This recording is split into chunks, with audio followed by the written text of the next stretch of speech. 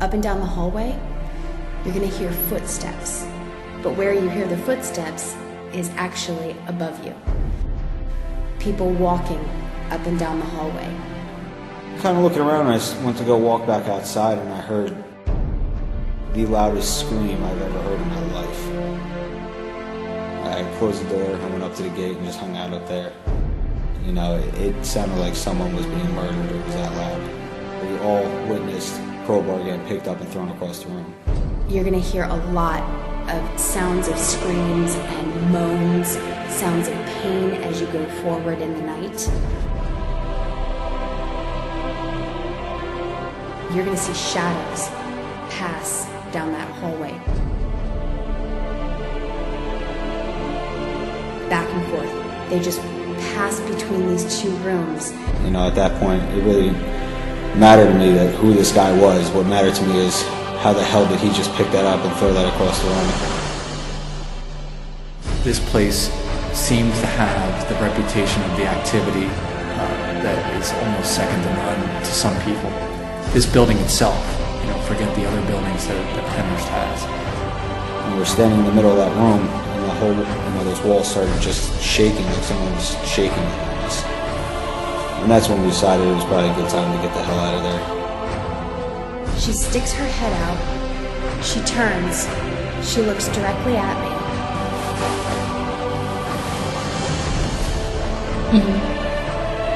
He's in there. Oh my God, did you see that? Went right through the doorway. That's how I seen it. I had to put my damn lines off this. There was somebody. Oh my God. Ouch. Man. This got freaking pinched. Wait, stop. We're gonna leave the basement. He wants to leave.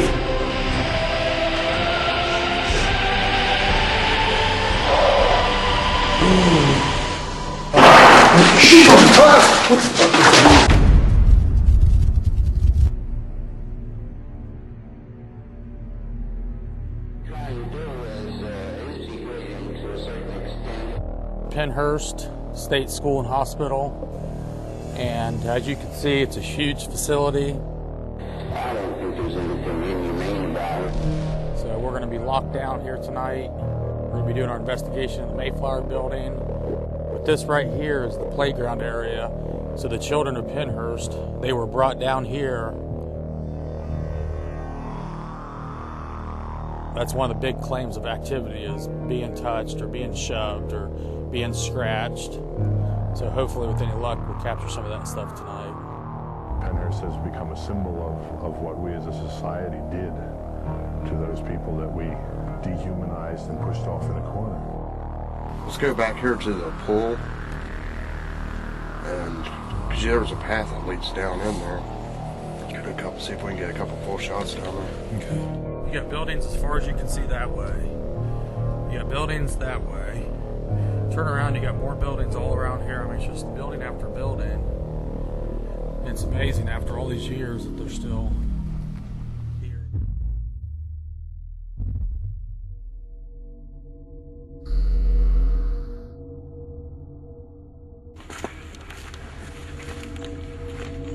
Oh, it's locked.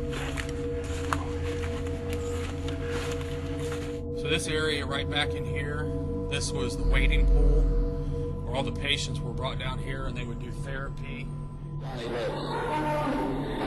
Johnny, can you talk? Yes. Do you like it here at Pennhurst? No.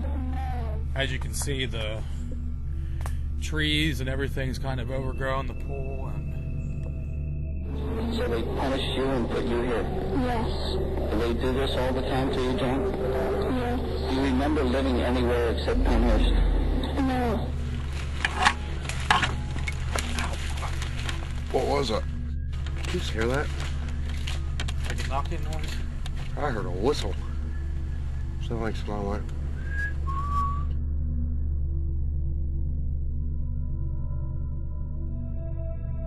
That was freaking weird. But it sounded like it was like almost like right beside me. That was weird as heck. That was pretty cool. It begins at Pennhurst. That's the thing here with all these buildings. You really need to just focus all your attention on one building at a time and, you know, not try to cram all these buildings into one investigation.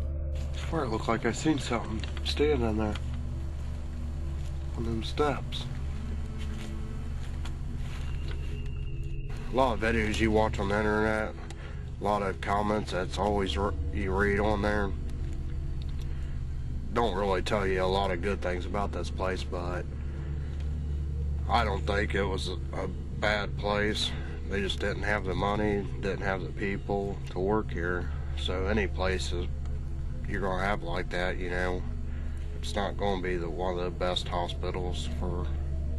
I think that's the thing. These people are trying to help, you know, the disabled people, and, you know, the state and the government cuts their funding, and, you know, they can't afford to bring in the staff that's needed to support a place this size, so... Well, yeah, I mean, even some of the kids that wasn't, you know, handicapped, or as they called them back then, retarded, you know, they would even have them help out, which ain't a bad thing, because that's teaching them a responsibility. But then you read like what people say and stuff like it was a bad thing. Well, when you have kids, your older kids help out with the younger ones, right? So why is that such a bad thing here? It's just the way society looks at a place like this and condemns them and makes it look like everybody here was evil and abusive, and, you know, from what we've heard in our research, it just wasn't the case. So we'll see what happens tonight. I said it'd been neat to visit this place even when it was in operation. Yeah, that's what I was telling Rocky, that if you would have been able to come here when it was actually in operation to see how everything was ran and stuff, I don't think it would have been that bad. And I was like, we just spent a night at a motel last night where a lady said that she would come here when she was little with her grandma that worked here, and she didn't really have nothing bad to say about it, other than, you know, she was a little creeped out because she didn't deal with handicapped kids very well. So this right here is the building we're going to be spending the night in tonight. It's the Mayflower. If I rock here, right? Yeah, back this way.